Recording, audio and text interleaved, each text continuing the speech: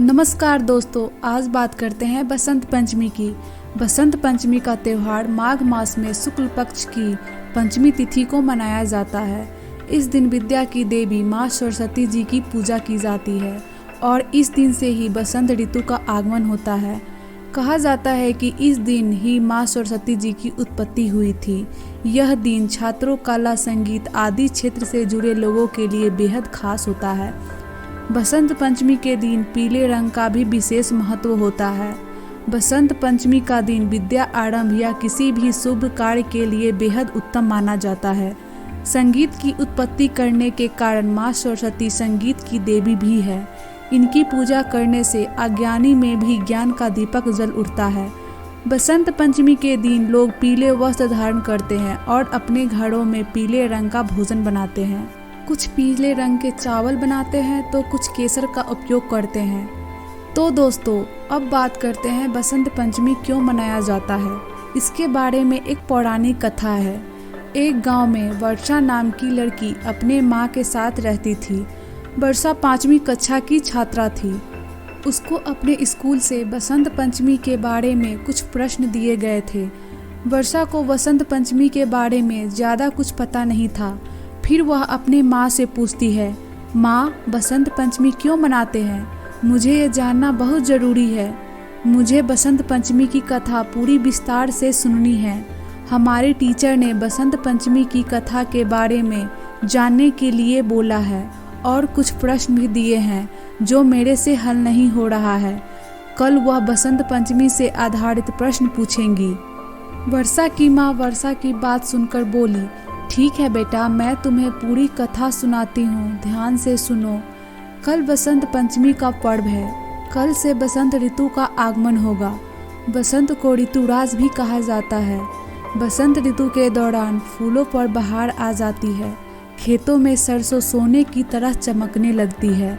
जौ और गेहूं की बालियां खिल उठती हैं और इधर उधर रंग बिरंगी तितलियां उड़ती दिखती है। इस पर्व को ऋषि पंचमी के नाम से भी जाना जाता है। लोक कथा के अनुसार एक बार ब्रह्मा जी धरती पर विचरण करने के लिए निकले।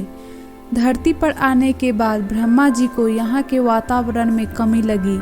यहाँ के मनुष्य और जीव जंतु नीरस और शांत लगे। इसके पश्चात ब्रह्मा जी अपनी सभी समस्याओं के साथ भगवान विष्णु के पास पहुँचे। विष्णु लोक पहुँचते ही ब्रह्मा जी बोले, हे नारायण, मैं आपके पास सहायता मांगने आया हूँ। मुझे पृथ्वी पर सब मौन ही दिखाई दे रहा है। मैं चाहता हूँ पृथ्वीवासी बोलने लगे। मुझे इसके लिए आपकी सहायता चाहिए। ब्रह्मा जी की यह बात सुनकर विष्णु जी बोले, हे ब्रह्मदेव, इस कार्य में तो आदि शक्ति ही हमारी सहायता कर सकती है। हमें आदि शक्ति का आह्वान करना चाहिए। विष्णु जी के द्वारा आह्वान होने के कारण माँ दुर्गा वहाँ तुरंत प्रकट हो गई और बोली, आपने मुझे याद किया, बताइए मैं आपकी किस प्रकार सहायता कर सकती हूँ। भगवती दुर्गा की यह बात सुनकर विष्णु भगवान बोले, हे देवी दुर्गा, ब्रह्मा जी चाहते हैं कि पृथ्वी पर कोई भी मनुष्य, जीव जंतु मौन न रहे। पृथ्वी पर चारों ओर उदासी है। हम आपकी सहायता चाहते हैं। भगवान विष्णु की यह बात सुनकर भगवती दुर्गा बोली, हे ब्रह्मदेव, आप दोनों चिंतित मत होइए, मैं आपकी सहायता अवश्य करूंगी। ब्रह्मा जी तथा विष्णु जी की बातों को सुनने के बाद आदि शक्ति दुर्गा माता के शरीर से श्वेत रंग का एक धारी तेज उत्पन्न हुआ, जो एक दिव्य नारी के रूप में बदल गया। यह स्वरूप एक चतुर्भुजी सुंदर स्त्री का था, जिनके हाथ में वीणा तथा दूसरे हाथ में वर मुद्रा थे और अन्य दोनों हाथों में पुस्तक एवं माला थी। ये सब देखकर ब्रह्मदेव उस नारी से बोले, हे देवी, आपको सृष्टि में वाणी उत्पन्न करनी होगी। अपने वीणा के तार झंकृत करने होंगे, जिससे सभी प्राणी बोलने लगे। हवा में संगीत पैदा करना होगा। आपको चारों दिशाओं में संगीत उत्पन्न करनी होगी, ताकि यहाँ के मनुष्य, जीव जंतु मौन न रहे। ब्रह्मा जी की बात सुनकर देवी बोली, जो आज्ञा ब्रह्मदेव। ये सब देखकर देवी दुर्गा बोली, मेरी तेज से उत्पन्न हुई देवी, आज से आप सृष्टि में ज्ञान की देवी माँ सरस्वती के नाम से जानी जाएंगी। ब्रह्मदेव सरस्वती आपकी पत्नी बनेगी। जैसे लक्ष्मी श्री विष्णु की शक्ति है, पार्वती महादेव की शक्ति है, उसी प्रकार देवी सरस्वती आपकी शक्ति होंगी। इतना कहकर भगवती दुर्गा अंतर्ध्यान हो गए।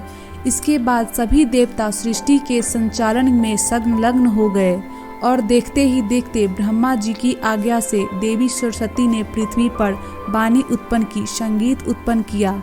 चारों दिशाओं में प्रत्येक मनुष्य जीव जंतु में वाणी का संचार हो गया। देखते ही देखते माँ सरस्वती की कृपा दृष्टि से धरती चहकने और खिलखिलाने लगी। तभी से बुद्धि एवं संगीत की देवी के रूप में माँ सरस्वती की पूजा की जाने लगी। माँ सरस्वती को बागेश्वरी, बागमती, शारदा, वीणावादिनी और बागदेवी समेत अनेक नामों से पूजा जाता है। ये विद्या और बुद्धि प्रदान करने वाली देवी है। संगीत की उत्पत्ति करने के कारण ये संगीत की देवी भी है। पृथ्वी पर बसंत पंचमी का बहुत महत्व है। इस दिन छात्र माँ सरस्वती की पूजा कर उनसे और अधिक ज्ञानवान बनाने की प्रार्थना करते हैं। बसंत पंचमी के दिन विद्यालयों में भी देवी सरस्वती की आराधना व पूजा तथा हवन का आयोजन होता है। जगह जगह मंदिरों तथा धार्मिक जगहों पर मीठे चावल के भंडारे बांटे जाते हैं। बसंत पंचमी पर पीले वस्त्र पहनने, हल्दी से माँ सरस्वती की पूजा और हल्दी का ही तिलक लगाने का विधान है। इसलिए बसंत पंचमी ऋतुओं का भी त्योहार है। ये सब सुनकर वर्षा बोली, वाह माँ, आपने बसंत पंचमी के बारे में बहुत कुछ बता दिया। मैं भी कल माँ सरस्वती की पूजा करूँगी और उनसे आशीर्वाद लूँगी। अगले दिन वर्षा टीचर के सभी सवालों का अच्छे से उत्तर दे देती है। टीचर वर्षा से बहुत खुश हो जाती है। इसके बाद सभी बच्चे टीचर के साथ स्कूल में हुए सरस्वती पूजा में शामिल होते हैं और उनसे आशीर्वाद लेते हैं। सभी बच्चों को प्रसाद में मीठे चावल दिया जाता है। Thank you for watching. अगर ये स्टोरी आपको अच्छी लगी हो तो लाइक एंड शेयर करें और हमारे चैनल को सब्सक्राइब भी कर दें। Thank you.